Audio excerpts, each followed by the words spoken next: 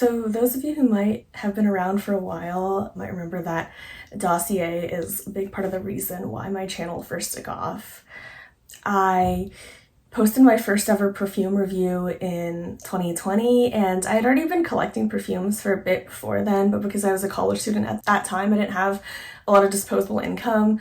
So when I found out about Dossier, which claimed to be an affordable, inspired by perfume alternative, I was really excited. And at the time, Dossier had this try before you buy program where they would send you a really substantial sample with the fragrance you purchased, and you could try the sample and decide whether or not you wanted to keep it. If you didn't keep it, you could send it back, and Dossier would donate whatever you sent back to a women's shelter. That system really appealed to me, and under that system, I actually ended up buying, I think, 11 Dossier fragrances throughout the course of like 2020, 2021. But anyways, this is kind of like my follow-up review of my favorite Dossier fragrances 5 to 6 years down the line. How have they held up? Would I still recommend them? And then how would I rank them?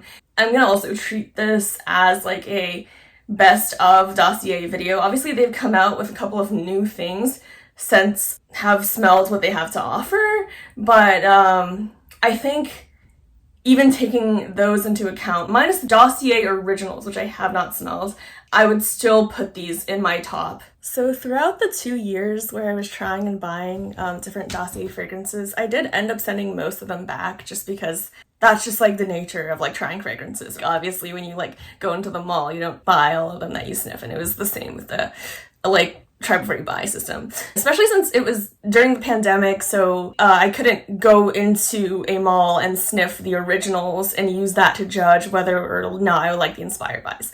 But these ones that I have to share with you today, almost all of them are either spot on to the original, I feel, or an improvement upon. So to very quickly address the question of do they smell the same 5 years later?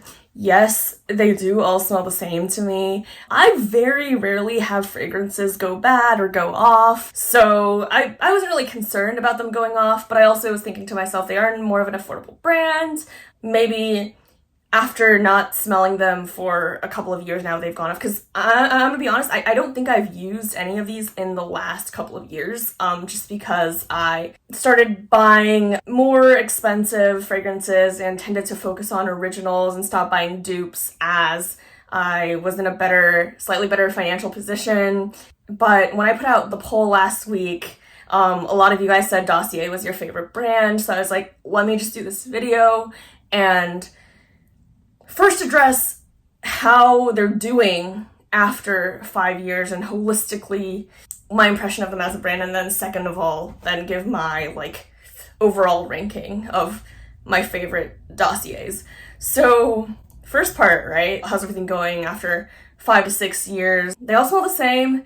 The caveat is I've generally put them in my closet, so in a dark space, obviously out of direct sunlight, so it's not like scalding hot or freezing cold. So it's always like somewhere between the 60 and 80 in my house, I want to say. I obviously, during my undergrad and master's, was kind of like hauling them all over the place, so they did sit through kind of weeks at a time, 90-degree or even greater than that heat. But again, it's only for like a couple of weeks, so it wasn't like they were sitting in that kind of environment for a year. My point is I wasn't babying them by any means, but for long-term storage, I was keeping them out of direct sunlight at room temperature, okay? So even with all that, they have held up. I've dropped them countless times from like 1.5 times my height, and I've never had any shatter, obviously. I never had any crack.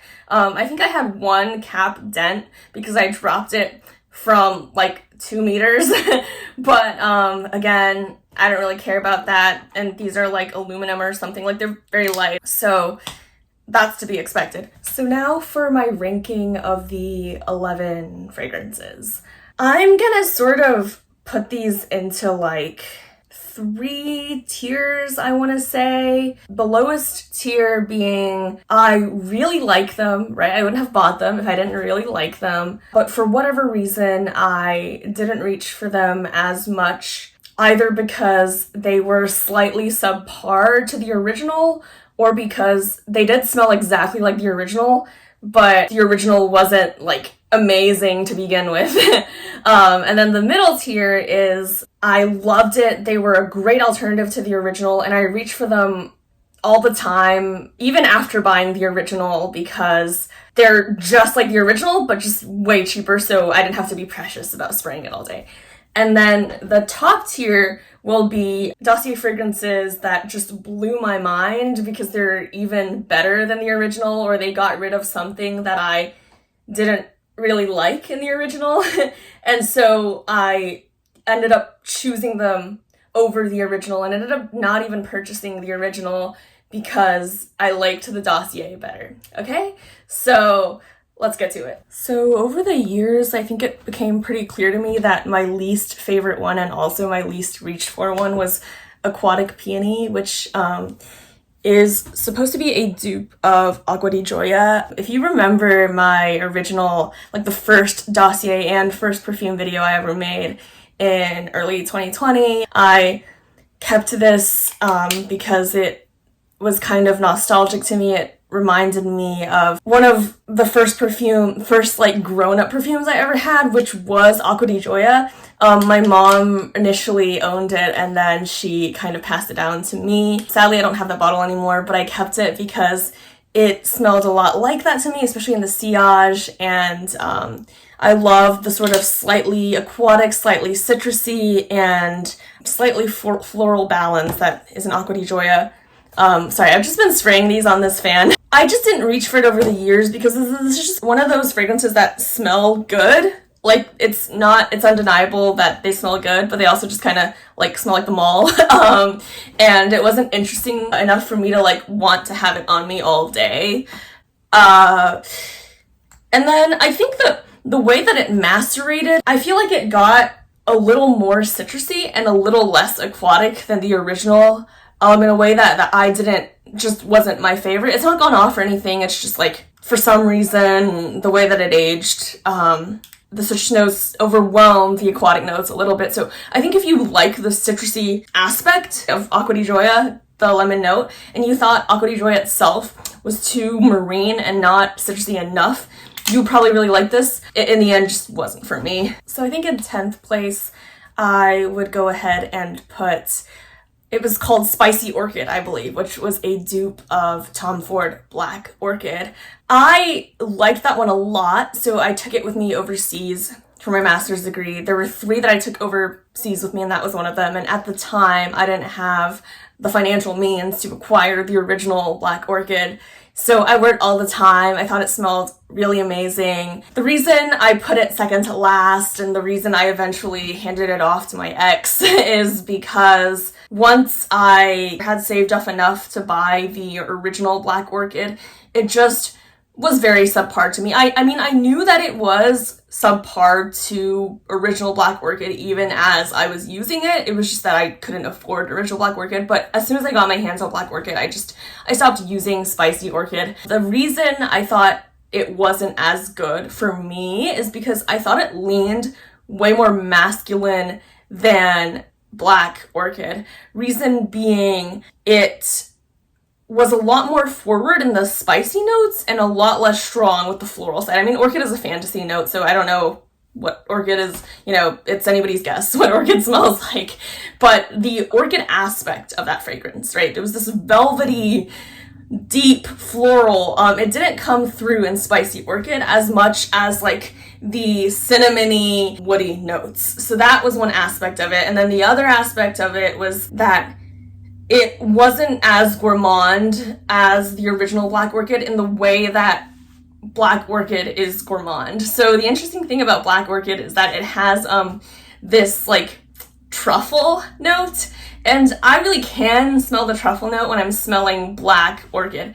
There is this strange savory umami-ness that makes a perfume really addictive. I felt like that umami truffle note wasn't really there with Spicy Orchid, which is why I ultimately gave it up. Okay, so I have one more fragrance to share in my bottom tier, which for all intents and purposes is the good tier.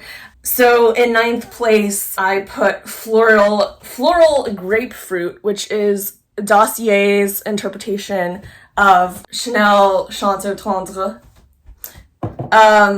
I, again, have been spraying on various parts of this fan, so let me just refresh myself. I really like it. I wore floral grapefruit all the time when I was an undergrad, and I got a lot of compliments on it, especially during the spring. I remember that I really liked wearing it with this one green top that was similar to the color of this wall. I remember like spring of my senior year, like rolling out of bed, spraying this on, and then rushing to my art history class, and then like getting compliments by people that passed me on the way because I was like running so fast. I think I was generating like a like a scented breeze. I'm like having second thoughts of placing it in this tier. I think it's just I eventually stopped reaching for it and started just wearing Chance Eau Tendre. Mind you, I never did actually buy the original Chance Eau Tendre.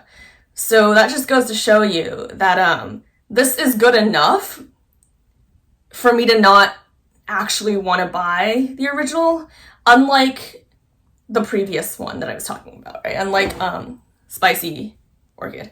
Yeah, it's very close. It's just that it's like there's this interesting sort of floral sillage that's quite airy, and I think it's the quince, but it's this really interesting effect that Chanel Chance Eau Tendre has. The other Chanel fragrances don't have this effect, but it's almost this like cooling after smell. It's like musky, a little bit cooling, and it just kind of trails. I don't know how to put it into words. I think it's the quince, and it's a similar olfactory effect that you also get in Dolce & Gabbana Light Blue, if you ever smelled that. This doesn't have that, and that's my main issue with that. It doesn't have like that magical aspect of Chance Eau Tendre, and for some reason also Light Blue, that makes them really unique to me. So because I got my fragrances quite some time ago, they still have the older names. So the 3 that I just spoke about, they, I believe, still have the same names, but Dossier changed the names of a lot of the fragrances that used to have the word floriental in them, which itself was a play on the word oriental, which has become quite controversial for its use in perfumery, partly for being non-descriptive, because when someone says oriental, one does not really know what that means. Like, is it ambery? Is it incensey? Is it sandalwoody? It's something that's supposed to be associated with the East or the Middle East, the Near East or the Far East, but it's still quite vague. Is it oudi? Is it what? So I think that part of the reason we've moved away from that vocabulary is because of that. The other reason that we've moved away is because of the historical usage of the word oriental as a racial slur in the United States. So I'm just putting that out there to let you guys know that's why some of these names might be different now. In any case, now we're in the great tier, and I've put 5 of my fragrances in this tier. The lowest fragrance in this tier, which is number 8, I'm giving it to what is now called ambery tuberose, but at the time was called floriental tuberose. This is supposed to be inspired by Diptyque Do Son. I have Do Son, the EDP.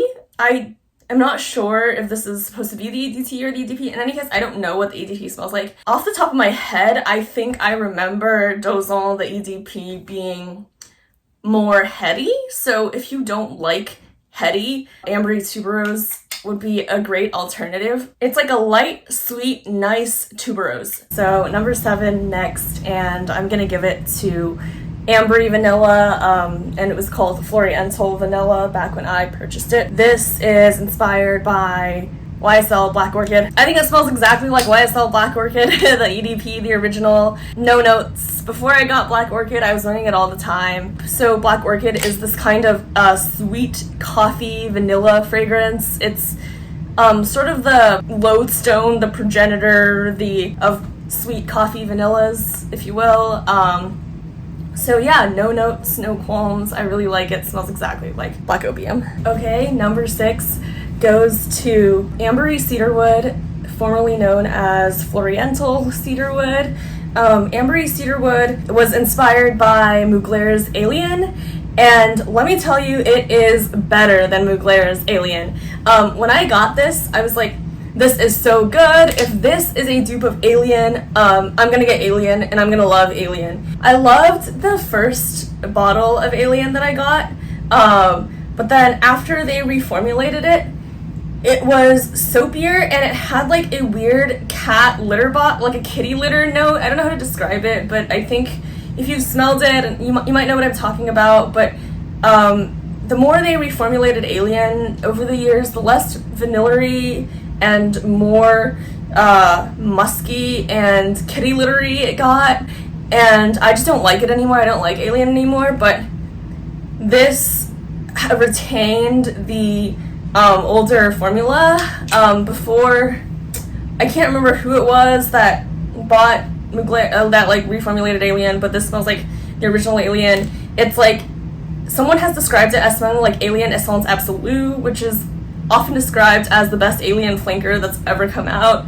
I unfortunately never had the pleasure of smelling it, but I do notice that even compared to like the original Alien formula, it's a little bit more vanilla-y and a little bit more deep, and I love that. And if I had to choose between this and Alien, I would choose Ambery Cedarwood any day. So the only reason it's number 6 and not even higher is because the Alien formula is just no longer like my favorite, that combination of notes. So that's the only reason it's at number 6, but this is superior to Alien. Number 5 goes to Floral Marshmallow, which is inspired by Killian Love Don't Be Shy. That is the other one that I don't have on hand right now. I searched my house up and down for that one when I was getting ready to make this video, and I couldn't find it anywhere. I honestly think what might have happened is that one of my friends at Oxford liked it so much that I gave it to them.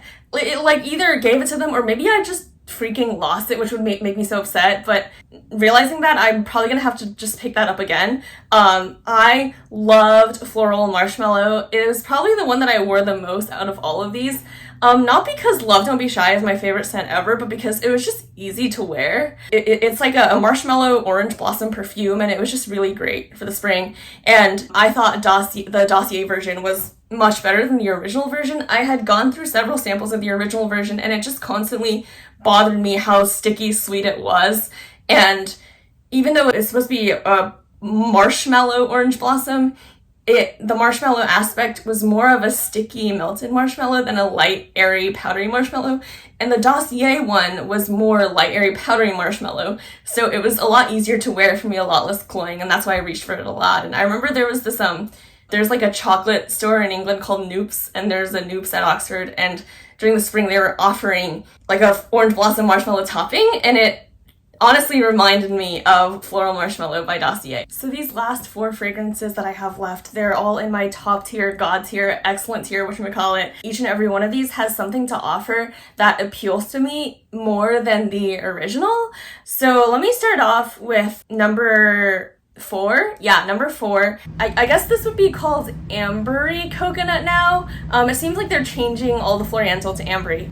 This is inspired by Tom Ford, Eau de Soleil Blanc. Not Soleil Blanc, Eau de Soleil Blanc. My mom has Soleil Blanc and I have Eau de Soleil Blanc, so I did compare it to both of those. It sits actually at this happy medium. It's like a little bit more deep and sweet than Eau de Soleil Blanc, but it's a little bit brighter and nuttier than Soleil Blanc. And the nutty aspect is what I really want to emphasize here. Something that I don't love about either of the Soleil Blancs is that they pull just a little bit too sunscreeny. They claim to have a pistachio note, but the pistachio doesn't come forward very much.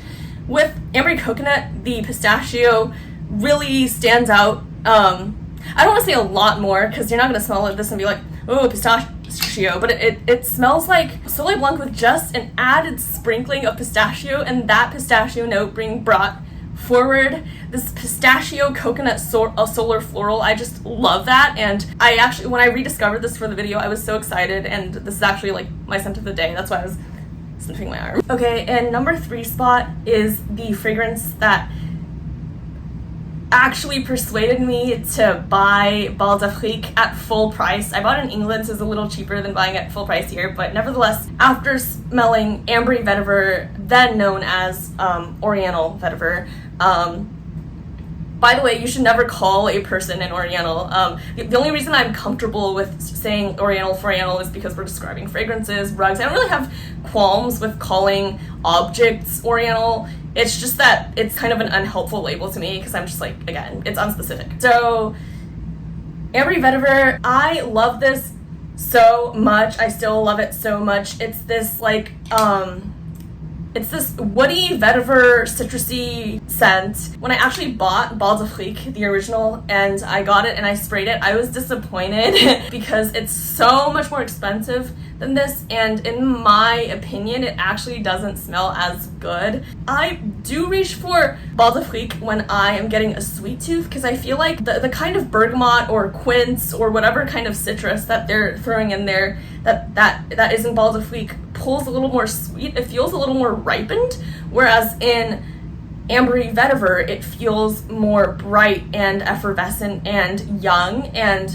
almost floral. You know when the bergamot is greener, not greener, but when it's less ripe, it smells almost a little bit floral, and then when it ripens, it smells a little bit like closer and closer and closer to like a lime or something like that. This smells more on the floral end of things. So now for my top 2, I would definitely give second place to Woody Sage, which was inspired by Jo Malone's Wood Sage and Sea Salt. I just love Wood Sage and Sea Salt. It's one of my signature scents. What I like about Woody Sage is that it retains all the core elements of Wood Sage and Sea Salt, but it just brings out the sage and the fig note a little bit more. I love layering this with Wood Sage and Sea Salt. The other thing I noticed is that this lasts a little bit longer than Wood Sage and Sea Salt. Wood Sage and Sea Salt and like Jo Malone fragrances in general famously don't last a super long time. This just extends that wear by a little bit, and I almost feel like Woody Sage pulls a little tiny bit more masculine than Wood Sage and Sea Salt, although Wood Sage and Sea Salt is a squarely unisex scent.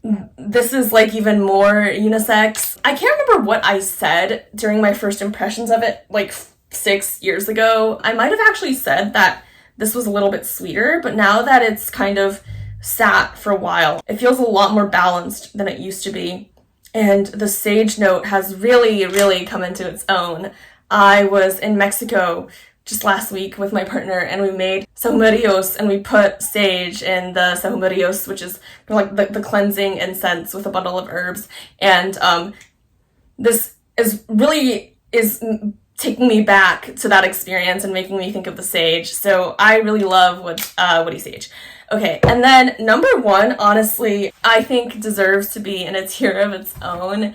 Number 1 is Musky Green Tea, which is inspired by Silver Mountain Water by Creed.